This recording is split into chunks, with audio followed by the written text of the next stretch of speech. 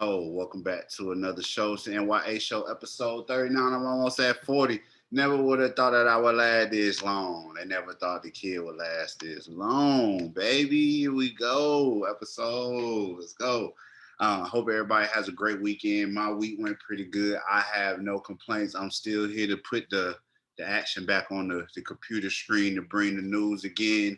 Another week full of BS, full of good things, full of bad things. Choose what you want. I see it all every day. But here we are today to talk about some more things that I see on this wonderful place that we call the internet. Let's see what was going on in Chicago after this 4-year-old was asked to remove and forced to remove his braids. Let me just do a little filling in here so I don't have to go through the whole story. I highly, highly recommend that you come and read this full story. Basically, before you get started, the principal was black. I believe the principal was a black man. That's what should be. That's the thing to know here because I know somebody would throw that out as well. But the principal was a black person.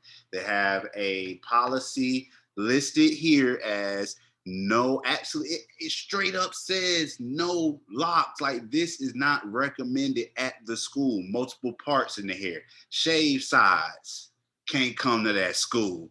Curved parts, dreadlock locks, twists, sponge curls, braids, high top boxes, and fades.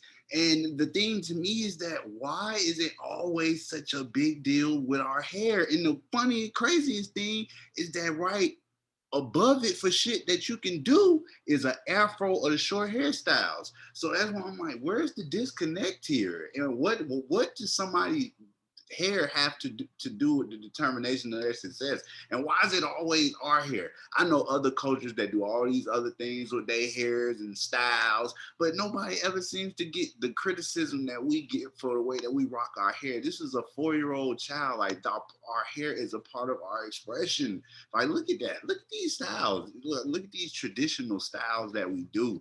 Even for this to be a black principal, maybe they're not. Maybe black people do not own this school. Maybe that's why these policies keep put in place. Because I have yet to really run into a school that was founded by black people that are doing these type of things and these policies that has no determination on their success to keep bullying them, dressing his hair, man. Wear your hair like you're supposed to, man. That's what it's there for, the style. So that's how I feel on when it comes to that particular topic. Y'all give me your thoughts. And on the flip side, this is this school regulation. So if you don't like the policies, leave. You know what I'm saying? In my public school years, I never had anybody that got into too big an issue that they made up for. Maybe they didn't give a fuck about us anyway, but they didn't make a big fuss when it came to your hair. And so a lot of times on the flip side, they'll say, well, if you don't like it, you know what I'm saying? If you don't like it, we go build your own, get my own school now, and we wear our hairs like we want to. So check this out. Just give me your thoughts at the bottom. Let's skip over to what's going on in Africa. Here we go. I want to bring this story to you. Militants beheading children in uh, Mozambique. Y'all correct me if I'm wrong. Delgado. This is where it's going on. Basically, the armed forces, there's an Islamic militant group that are beheading children as young as 11 years old, and basically I think the U.S. is coming in trying to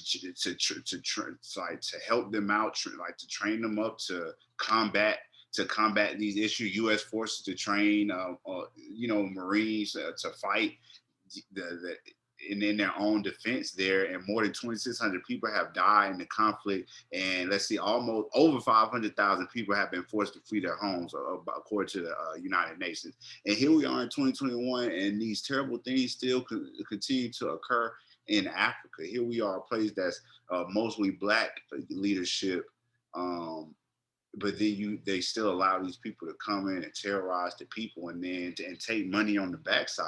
So that's the wackest thing that I've ever seen, is the conditions that are going on when it comes to Africa. Save the Children heard from mothers, including one whose name has been changed to protect their identity. They took my eldest son and they beheaded him.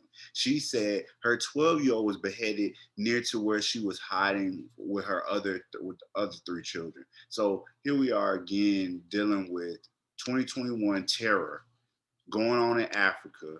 And here are the people with no defense for themselves, depending on the UN and the United States to hop in to be some form of defense. Another story that's also going on in Africa that I found out about Sheikh Anta Diop, his university in Dakar.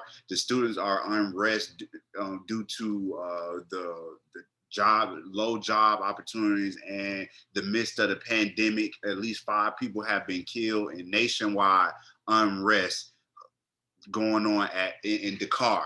And the people there are just trying to take on and handle school and all these different things are part of life, but they have to deal with the deaths and the violence that continues to be there. The young people are tired. When they talk to those young people, you know what I'm saying, they're tired. They have a prominent leader there named Osman Sonko. Please forgive me if I messed that name up. A government critic who is popular among the young Senegalese students and the people there. So here you go, a leader. But this leader is in custody because they're saying that they're accused of rape. And at this point, they're holding the leader. The opposition, the young woman who filed the charges has repeated her accusations and says that um, the that she is pregnant by Sonko. So that's the interesting part of this too. We'll be looking for developments on this because if he is guilty of rape, of course, action needs to be taken. But if there's something being trumped up against this man in the midst of them being a highly influential person to the young people of the nation, is nothing different than what we see done here all the time when it comes to infiltrating something, a new popular movement. So whichever way that it decides to go, I do want to follow up on this story in Senegal to see exactly what's going on in the developing updates. Well, give me your thoughts. Let me know how you feel about what's going on in Africa, how you feel about the hair situation that I spoke on earlier. Do you care? Do you not care? At the end of the day, it's the N.y.a show, and I will catch y'all next week.